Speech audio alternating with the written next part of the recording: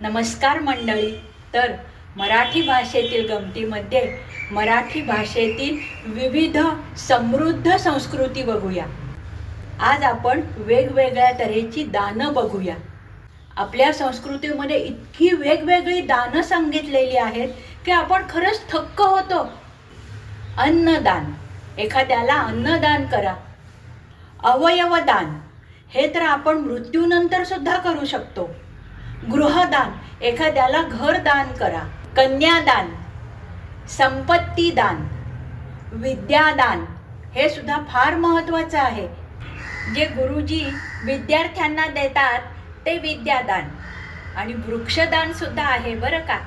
जमीनदान म्हणजेच भूदान. गोदान, देवापुढे ठेवलेल्या दानपेटीत टाकलेले दान. जीवदान, लढाईमध्ये जो शरण येतो त्याला जीवदान देतात. ज्ञानदान, जे संतांनी, महापुरुषांनी किंवा शिक्षक देतात ते. जीवनदान, म्हणजे जे डॉक्टर रुग्णाला देतात ते. आणि हो, रक्तदान आहे, ते पण फार महत्त्वाचं आहे.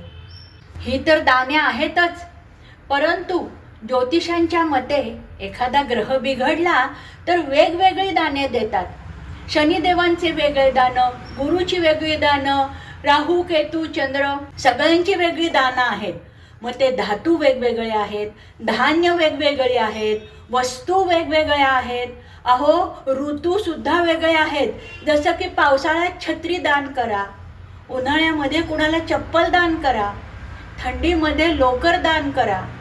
मंडळी, तुम्हाला ही दानं आवडली असतील तर लाईक, शेअर, सबस्क्राईब करा.